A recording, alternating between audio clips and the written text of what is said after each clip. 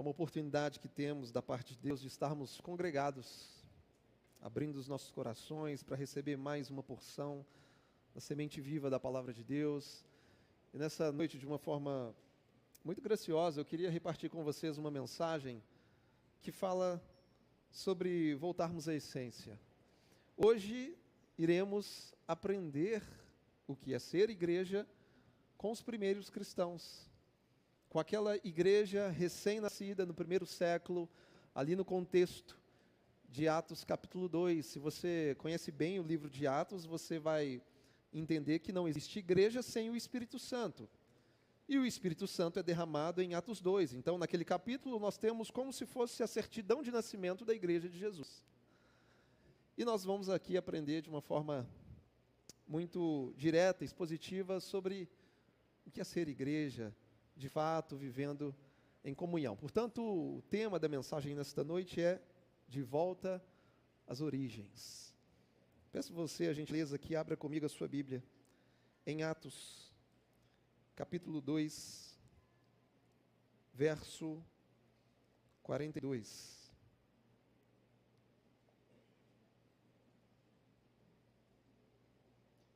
Atos, capítulo 2, versículo 42 e diante, assim diz a palavra do Senhor. E perseveravam na doutrina dos apóstolos e na comunhão, no partir do pão e nas orações.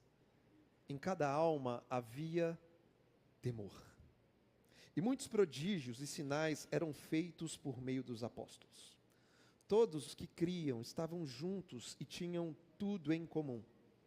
Vendiam suas propriedades e bens, distribuindo o produto entre todos, à medida que alguém tinha necessidade.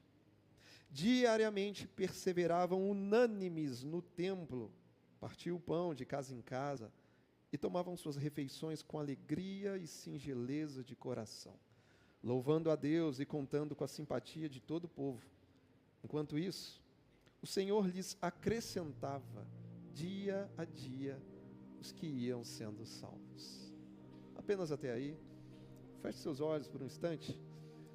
Pai, nós queremos mais uma vez te agradecer pela tua verdade, pela tua palavra que nos consola, que nos exorta, que nos confronta, que nos edifica e que não nos deixa como estamos, Pai.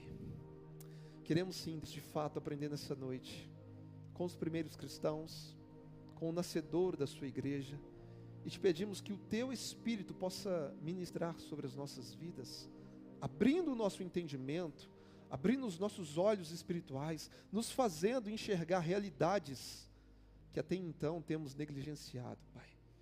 Desperta-nos para essa realidade de que igreja não é um programa de final de semana, mas uma família espiritual. E essa realidade nós sim podemos e devemos viver todos os dias para a tua glória. Em nome de Jesus. Amém. Amém. De volta às origens. Já ouviu falar do estilo retrô? O estilo retrô é um movimento cultural que busca resgatar e valorizar elementos de épocas passadas. Por exemplo, nós temos a cultura retrô no universo da moda. A gente sabe que de tempo em tempo algumas tendências sempre voltam. Nós temos também a cultura retrô nas barbearias, no estilo do corte do cabelo, na barba, alguns voltando a usar bigode. Temos a cultura retrô no universo da fotografia.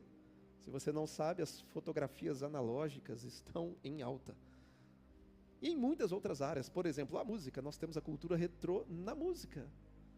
Tem muita gente que está voltando a comprar vinis, acredite se quiser.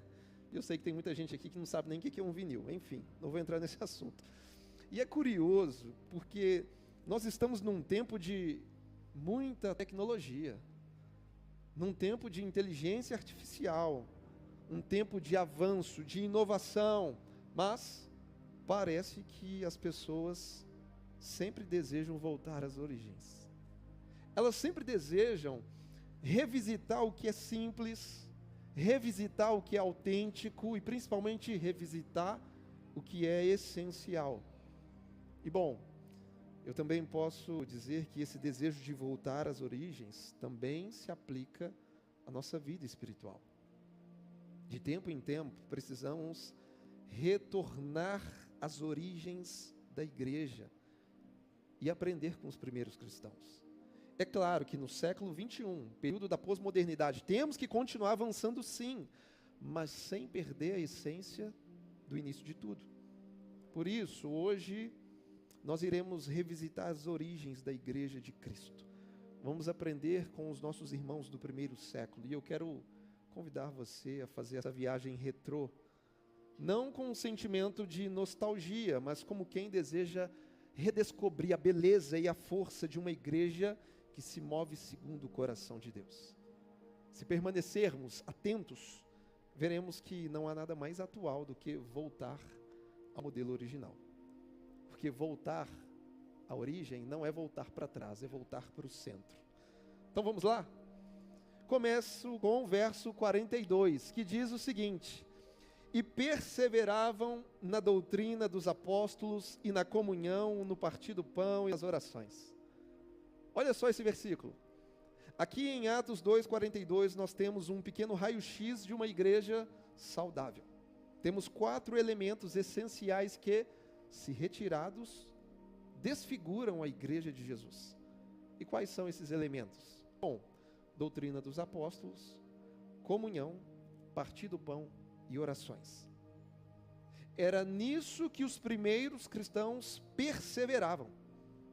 Era nisso que eles se dedicavam de todo o coração. Pois bem, o primeiro deles, perseveravam na doutrina dos apóstolos. Sabemos que doutrina é sinônimo de ensino. E a pergunta é, o que é que os apóstolos do primeiro século estavam ensinando? A resposta é simples. Os apóstolos de Jesus estavam ensinando tudo sobre Jesus. Tudo o que Jesus havia feito, tudo o que Jesus havia vivido, tudo o que Jesus havia ensinado, era isso que os apóstolos transmitiam à igreja recém-nascida. Portanto, a doutrina dos apóstolos consistia em ensinar sobre a vida e obra de Jesus Cristo. Esse era o ensino apostólico. Diziam que Jesus nasceu de uma virgem, foi concebido pelo poder do Espírito Santo. Jesus cresceu, curou os enfermos, expulsou demônios, pregou o evangelho do reino, ensinou nas sinagogas, foi preso e julgado sob Pôncio Pilatos, foi torturado, espancado de forma violenta e crucificado. E o seu corpo morto foi levado a uma sepultura. Mas no terceiro dia ele ressuscitou, ele está vivo, ele ascendeu aos céus e em breve ele voltará com grande poder e glória para buscar a sua igreja. Essa era a mensagem apostólica. É por isso que em Atos 5:42 a palavra diz que todos os dias no templo e de casa em casa não cessavam de ensinar e pregar que Jesus é o Cristo. Então essa era a mensagem. Essa era a doutrina dos apóstolos. Era nesse ensino que os primeiros cristãos perseveravam. Era sobre Cristo. Não eram 5 passos para ficar mais rico, 7 passos para ter uma vida mais confortável. Não era esse o ensino dos apóstolos. O ensino dos apóstolos era Cristo. Então aquela igreja estava ávida por aprender mais sobre Jesus. Eles só queriam saber de Jesus. Eles não precisavam ser pressionados para lerem as Escrituras, porque eles já tinham fome e sede da palavra de Cristo.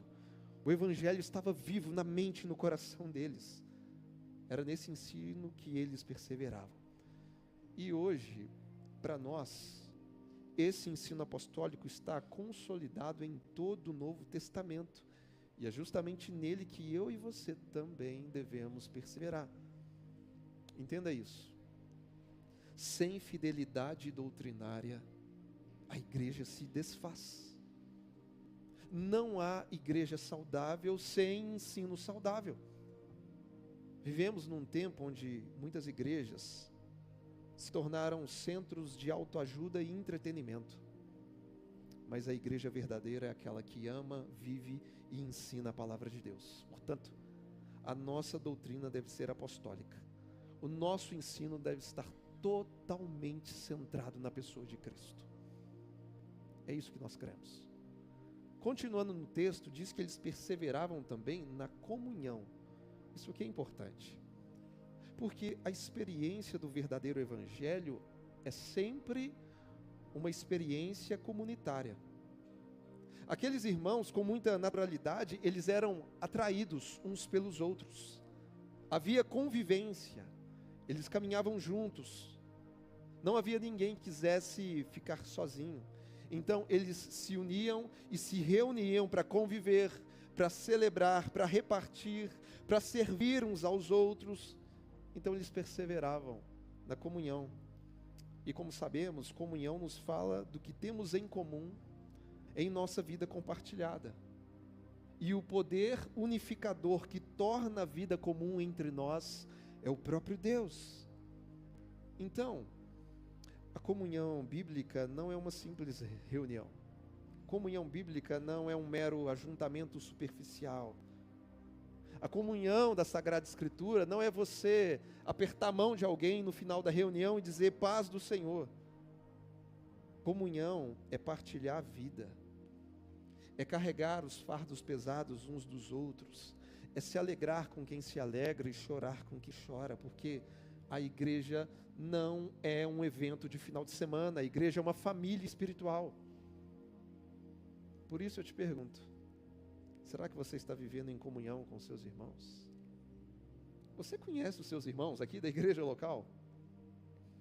Durante a semana você sente saudade deles? Ou será que você só vê o seu irmão aos domingos? Qual foi a última vez que vocês fizeram uma refeição juntos? Quando a reunião de domingo acaba, você vai embora correndo só para não ter que conversar com ninguém? Todo cristão genuíno deve ter comunhão com Deus e com os irmãos na fé. A igreja precisa ter prazer em se reunir, prazer em estar junto, prazer na convivência. A igreja de Jesus, ela tem que ser 3G, gente que gosta de gente. Portanto, comunhão não é uma opção, é uma necessidade espiritual, porque é nesse ambiente da comunhão que nós crescemos, é na comunhão que somos corrigidos, que somos amados e edificados. Prosseguindo no verso 42, diz que eles também perseveravam no partir do pão. E aqui estamos falando de uma igreja que sabia repartir. E se sabia repartir é porque de fato aprendeu com Jesus, porque Jesus sempre dava graças e repartia alguma coisa. Além do mais, esse partir do pão era uma referência no primeiro século à celebração da ceia do Senhor, porque a igreja primitiva, como expressão de amor de uns pelos outros, realizava grandes refeições comunitárias, juntamente com a celebração da ceia. E eles chamavam isso na época de refeição ágape, ou seja, a grande refeição do amor, porque eles tinham o seguinte entendimento: nós vivemos em unidade a partir de um sacrifício, pois se na cruz o corpo de Cristo foi partido por amor a nós, nós também iremos partir o pão em memória dele. Então eles partiam o pão e perseveravam nisso. E por fim, essa igreja perseverava nas orações. E aqui estamos falando de uma igreja totalmente piedosa. Os nossos irmãos do primeiro século perseveravam nas orações. A igreja de Jesus nasceu de joelhos e sempre avançou de joelhos. Orar é reconhecer a nossa total dependência de Deus.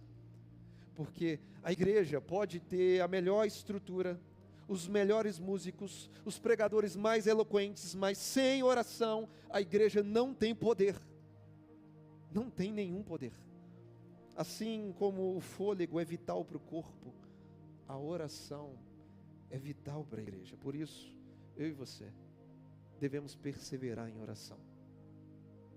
Avançando no texto, temos o verso 43, que diz o seguinte: em cada alma havia temor, E muitos prodígios e sinais eram feitos por meio dos apóstolos. Olha isso. Em cada alma havia temor. E o próprio verso 43 nos mostra um fato que contribuía para esse temor ser real. O texto nos diz que os apóstolos operavam muitos prodígios e sinais, operavam grandes milagres. Não eram sinais vazios, não eram espetáculos manipulados, mas eram atos poderosos de Deus que confirmavam a pregação do Evangelho. E esses grandes milagres sinalizavam que Deus estava presente entre eles. E ao tomarem consciência da presença de Deus, de que Deus se fazia presente, isso produzia temor no coração.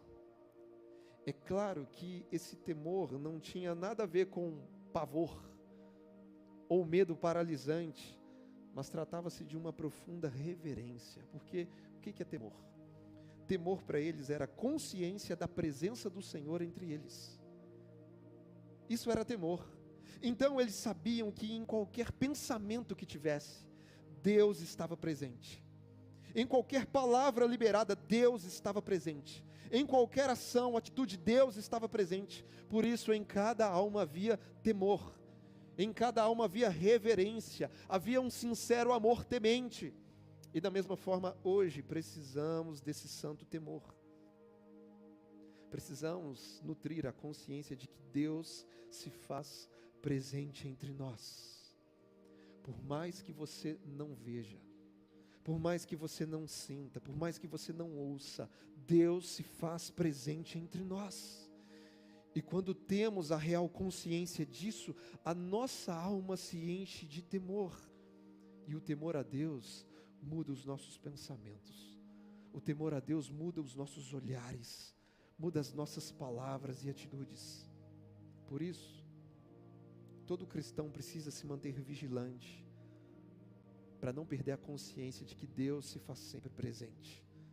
Não podemos andar por essa vida totalmente distraídos. Isso é muito perigoso. E eu vou te explicar por quê. Quando nos esquecemos que Deus se faz presente, a tendência é perdermos o temor.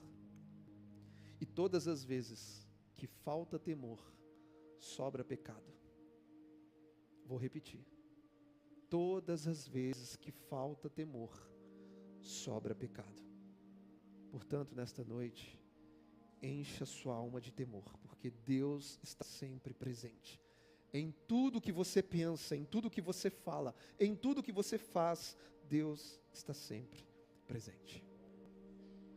O verso 44 nos diz o seguinte: todos os que criam estavam juntos e tinham tudo em comum.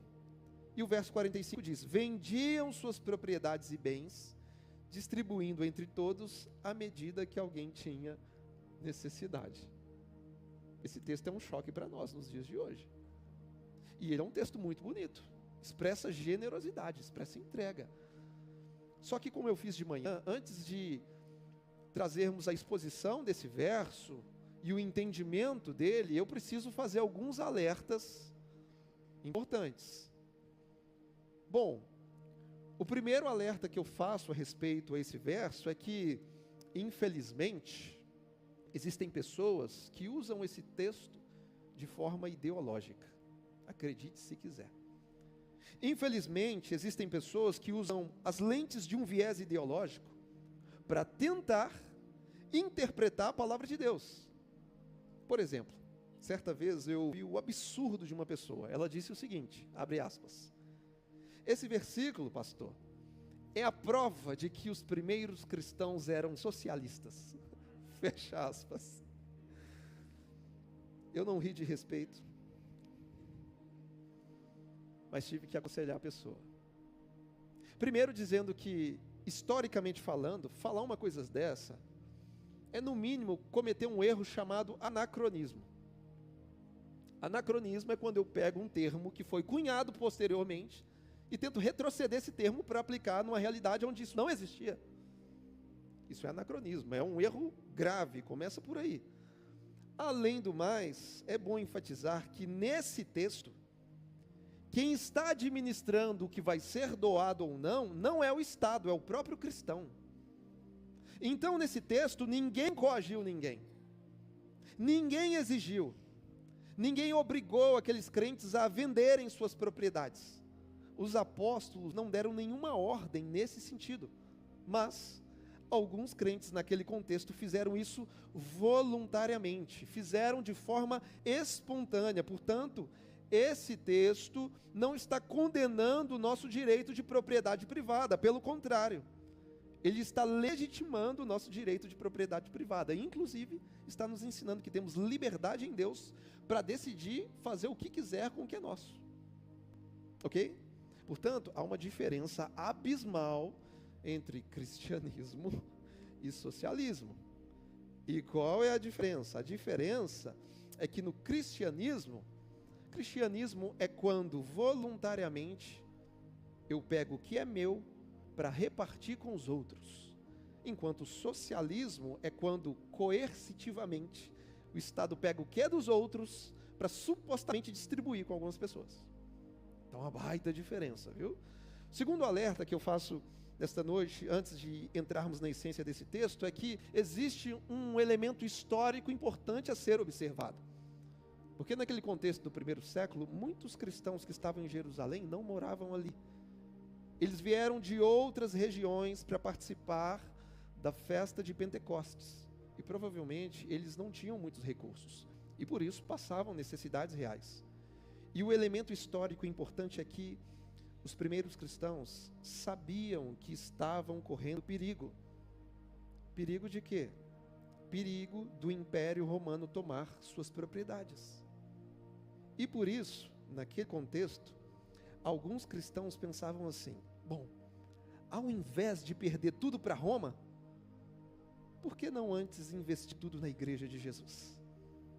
Então eles se antecipavam para que o que eventualmente poderia ser uma perda se tornasse um ganho para o reino de Deus. O terceiro alerta que eu faço é que, ao estudarmos sobre hermenêutica bíblica, que é a ciência da interpretação do texto sagrado, nós aprendemos sobre a diferença básica entre dois tipos de textos bíblicos. Existem os textos prescritivos e existem os textos descritivos. Qual a diferença? Um texto prescritivo tem força de norma, peso de mandamento, tem que fazer. Por exemplo, quando Jesus diz, vão e façam discípulos, isso é prescritivo, é norma, é mandamento. Vão e preguem o evangelho, perdoem pessoas, isso é prescritivo, é mandamento de Deus. Agora, por outro lado, temos textos descritivos, como esse. Então, esse texto não é um mandamento, é uma narrativa, está descrevendo um fato. Então, o texto bíblico não está mandando a gente, no século 21, sair vendendo tudo, ok? Que fique claro essa diferença. E a diferença também é que no texto prescritivo, o ensino é direto, enquanto no texto descritivo, o ensino é indireto. Bom, falando desse ensino direto, então qual é para nós a essência do verso 45 hoje, no século 21? Qual ensinamento nós extraímos dessa narrativa, desse texto? E o ensino é simples. O ensino é que o Evangelho nos faz entender que pessoas são mais importantes do que coisas. Esse é o ensino que nós extraímos desse texto. Então o Evangelho arrancou deles o ídolo do materialismo e plantou no coração deles o amor sacrificial. Os primeiros cristãos viviam com uma grande família. Havia uma ligação tão forte entre eles, um amor genuíno, que um irmão não suportava ver o outro passando dificuldade. Naquele contexto, se alguém tivesse necessitado, eles vendiam suas propriedades só para suprir o irmão. Ou seja, estamos falando de uma igreja profundamente solidária e generosa. Uma igreja desapegada dos bens e que se tornou apegada a Deus e às pessoas. Então, com isso, eles estavam anunciando a seguinte mensagem: pessoas são mais importantes do que coisas. Eu abro mão dos meus bens, mas não abro mão dos meus irmãos. E isso nos ensina que o evangelho que salva a nossa alma é o mesmo que transforma o nosso bolso. Que Deus use as nossas vidas como um instrumento de provisão na vida dos nossos irmãos, em nome de Jesus. Avançando, nós temos o verso 46, que diz algo curioso. Diariamente, perseveravam unânimes no templo, partiam o pão de casa em casa e tomavam as suas refeições com alegria e singeleza de coração, ou seja, com simplicidade. Esses cristãos não se contentavam em se encontrar apenas uma vez na semana. O texto começa dizendo que diariamente perseveravam unânimes no templo e partiam o pão de casa em casa.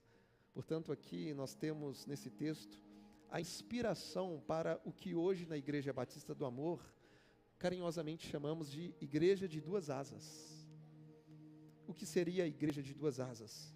Uma igreja que se reúne no templo e que também se reúne de casa em casa. Uma reunião formal aos domingos e também uma reunião informal durante a semana. Uma igreja que persevera unânime no grande ajuntamento e também nos pequenos grupos. E tem mais. A parte final do verso 46 nos diz que os primeiros cristãos tomavam as suas refeições com alegria e singeleza de coração. Ou seja, eles tinham o hábito de comerem juntos. Eles realizavam refeições comunitárias com muita alegria, com muita simplicidade. E meus irmãos, não há experiência de amizade mais gostosa do que nos assentar ao redor de uma mesa e compartilhar uma refeição.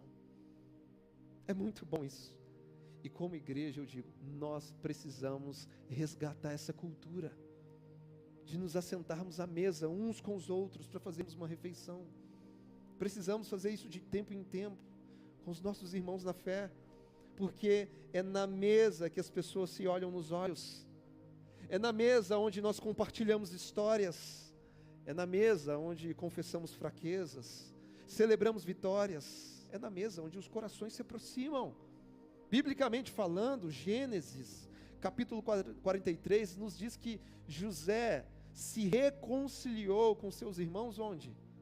Numa mesa, numa refeição posta. Lucas, capítulo 19, nos diz que Zaqueu foi redimido num tempo de mesa com Jesus. Em João, capítulo 21, o apóstolo Pedro teve a vida restaurada no ambiente de mesa. Jesus preparou para ele um café da manhã na praia. Eles comeram pão e peixe, tiveram um brunch. Hoje, meus irmãos, nós estamos na nova aliança. E a nova aliança não foi assinada com tinta. Ela foi instruída com pão e vinho. Aonde? Numa mesa. Exatamente no ambiente de mesa. Então, se os primeiros cristãos partiam o pão de casa em casa, isso nos ensina que a igreja não se faz apenas nos púlpitos, ela se faz também nas mesas. Porque no púlpito nós temos o ensino, mas o discipulado acontece nas mesas de nossas casas. Portanto, abra a sua casa, abra a sua mesa, abra o seu coração. Imagine que poder teria se após os cultos você convidasse um irmão para almoçar ou jantar com você. Imagine se a sua casa fosse aberta para um pequeno grupo semanal. Precisamos resgatar isso. Precisamos ter tempo de mesa. Entenda algo. Todas as vezes que estamos à mesa com os nossos irmãos, estamos ensaiando para aquele grande dia final. Porque a Bíblia termina com uma visão gloriosa de um banquete, uma grande ceia. Estaremos juntos nas bodas do Cordeiro, e ali teremos, enfim, uma mesa preparada onde todos os redimidos se assentarão com Cristo. Por isso, até lá, vamos ensaiar isso. Abra sua casa, abra sua mesa, abra o seu coração. A sua mesa pode ser um altar onde Jesus vai transformar vidas. Então, que a nossa vida não fique restrita ao templo dominical, mas que a nossa comunhão possa se espalhar pelas mesas e pelas casas, que ela se estenda até a cozinha, que ela se estenda até a sala de jantar, que ela se estenda até as varandas, onde nos assentaremos com quem amamos. E lembre-se, a comida é só um pretexto, porque o propósito é a relação. Ah, pastor, mas eu não tenho condições de receber o meu irmão, tem que preparar uma mesa posta, algo muito incrível. Não precisa disso.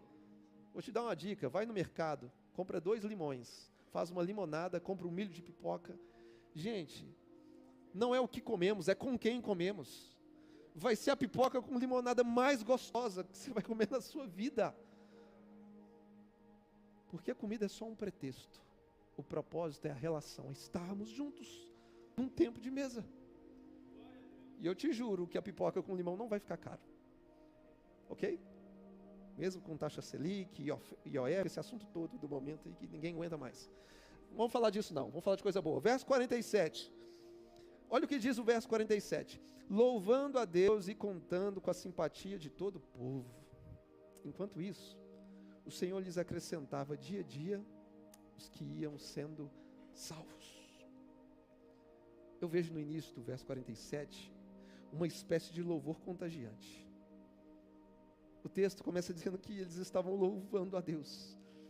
Certamente o louvor daqueles irmãos era intenso, era constante. Um louvor que contagiava. E à medida em que louvavam, eles contavam com a simpatia de todo o povo. Ou seja, eles caíram na graça do povo. Eles tinham respeito das pessoas. A beleza da vida comunitária era totalmente atrativa àquelas pessoas. E o melhor de tudo, que no final do verso 47 diz sobre um crescimento saudável da igreja de Cristo. Ele diz que o Senhor lhes acrescentava, dia a dia, os que iam sendo salvos. Escute, o crescimento saudável da igreja nunca teve nada a ver com estruturas. A igreja não crescia porque tinha um bom sistema de som. Ela não crescia porque tinha um painel de LED. Não crescia porque tinha ar-condicionado e cadeiras confortáveis. Não. A igreja crescia porque o Senhor é quem dava o crescimento. Afinal de contas, é Jesus quem salva. É Jesus quem converte os corações. Deixa eu te falar uma verdade. Quando se trata de crescimento da igreja, hoje em dia nós temos, infelizmente, 2 extremos. Um extremo é chamado de numerolatria. O outro extremo é chamado de numerofobia. São extremos. Uns idolatram números e ficam apegados a eles. Outros têm uma total fobia de números. Não pode contar nem quantas cadeiras tem no ambiente. Então nós temos 2 extremos, mas aqui em nossa igreja local, nós não temos problemas com esses extremos, porque para nós, nunca se tratou de números, sempre se tratou de vidas. São vidas. E além do mais, nós temos o entendimento de que tudo o que é saudável cresce. Tudo o que é saudável cresce. Eu sei que tem muita coisa que cresce por aí que não é saudável. Não é disso que eu estou falando, mas o princípio é válido. Tudo que é saudável cresce. A igreja de Jerusalém tinha saúde espiritual e por isso crescia. Crescia diariamente por adição de vidas salvas e por ação divina. Por exemplo, em Atos capítulo 1 eram 120 membros. Atos capítulo 2 eram 3.000 membros. Atos capítulo 4 eram 5.000 membros. Em Atos capítulo 5 diz que havia uma multidão agregada à igreja, ou seja, não dava nem mais para contar. Atos capítulo 6 diz que o número de discípulos era multiplicado.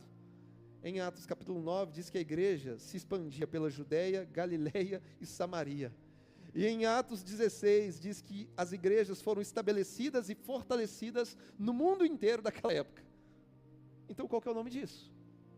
Isso se chama crescimento saudável, porque tudo que é saudável cresce. Então, de acordo com a Escritura, a igreja pode e deve crescer. A igreja pode e deve avançar, mas devemos nos lembrar que quem dá o crescimento é Deus.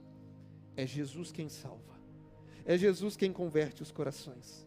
E nós devemos orar por isso. Nós devemos pregar o evangelho a todas as pessoas, crendo que Jesus é poderoso para converter os corações. E deixa eu te contar algo. Infelizmente, nos dias de hoje, muitos líderes preocupados com o crescimento da igreja, acabam se reunindo e fazendo algumas perguntas que são um pouco descabidas. E geralmente as perguntas surgem da seguinte forma: o que é que nós temos que fazer para que as pessoas venham? O que é que a gente tem que fazer para encher a igreja? Será que a gente tem que trazer um cantor famoso? Será que a gente tem que mudar alguma coisa na estrutura? O que é que a gente tem que fazer para que as pessoas venham? Mas deixa eu te falar, essa não é a pergunta principal. E nunca foi. A pergunta mais importante não é o que eu tenho que fazer para que as pessoas venham. Mas a pergunta mais importante é: o que é que temos que fazer para que Ele venha? Para que Ele venha. Porque se Ele estiver presente entre nós, a presença dEle é suficientemente poderosa para atrair as pessoas.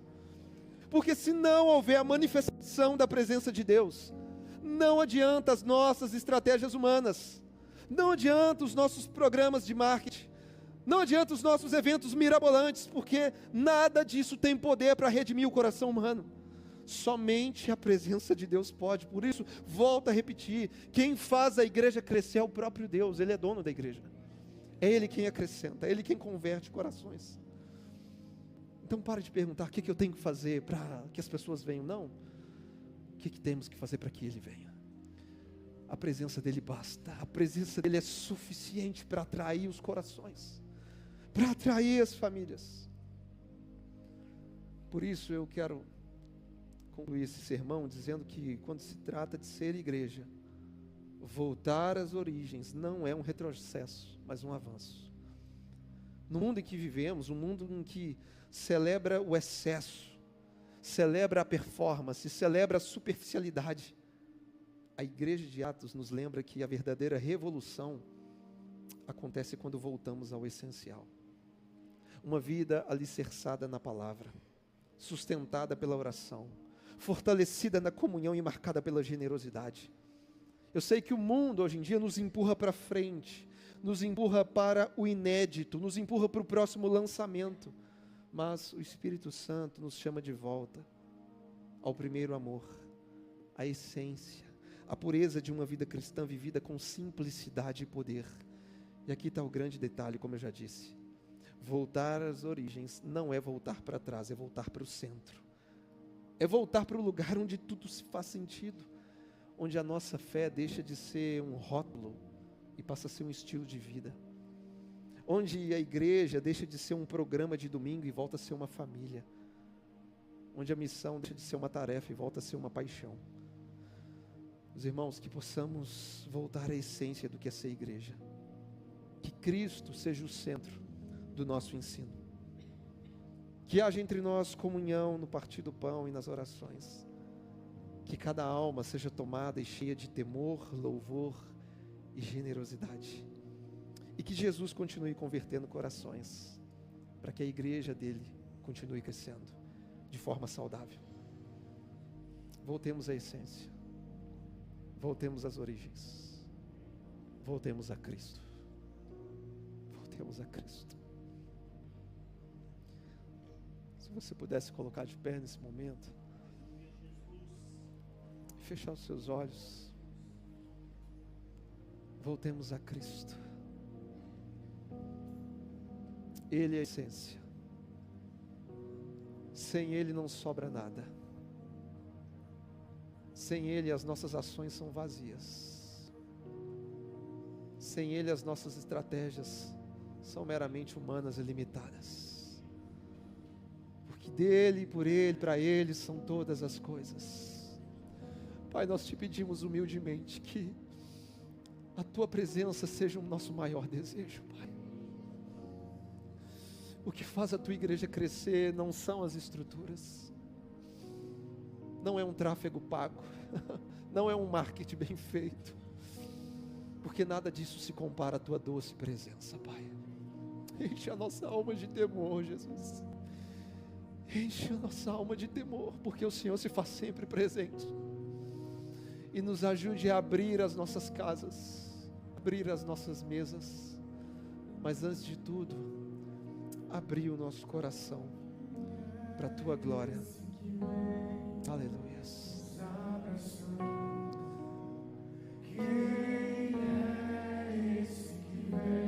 Diga isso.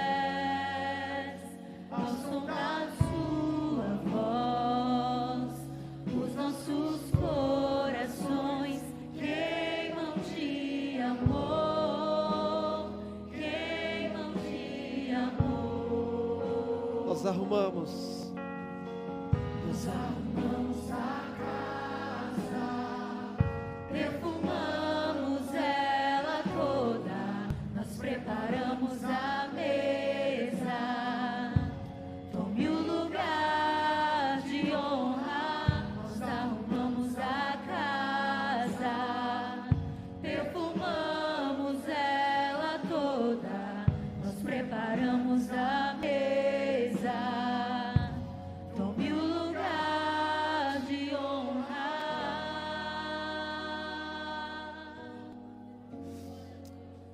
Essa é a nossa oração, Jesus. Tome o lugar de honra em nosso coração, em nosso viver.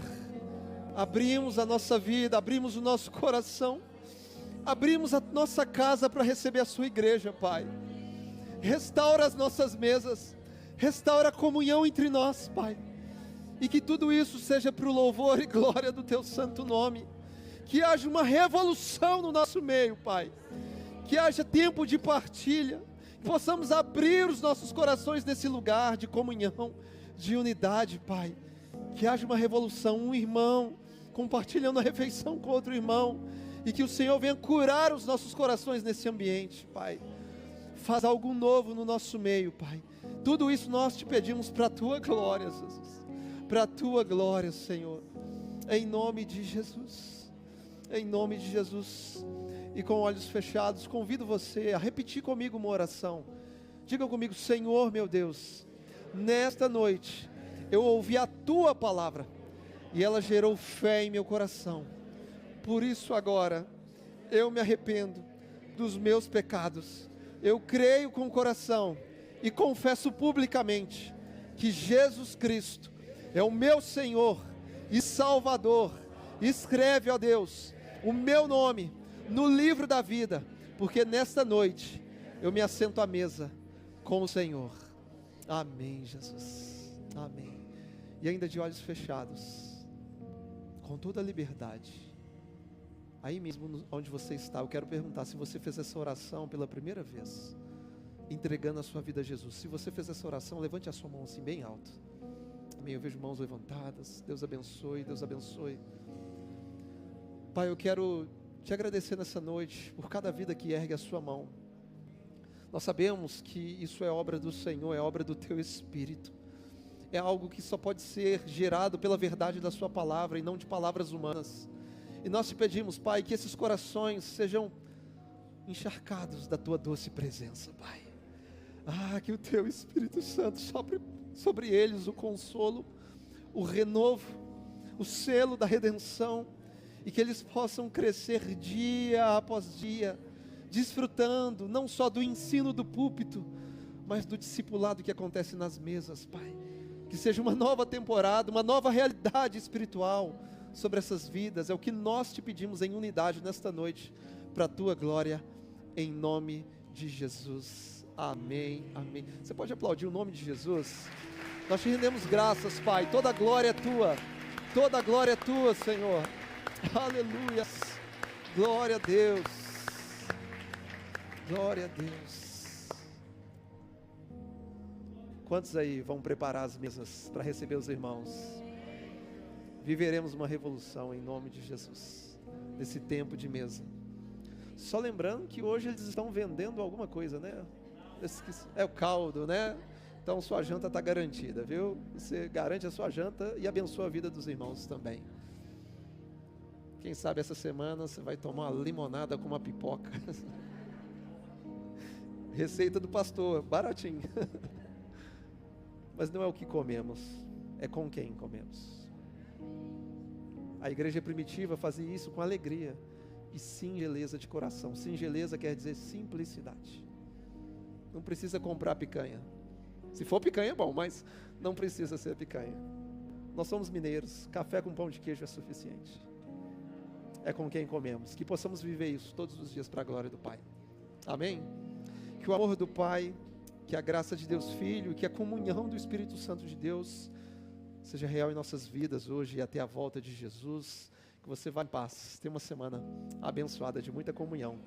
Em nome de Jesus. Deus abençoe vocês.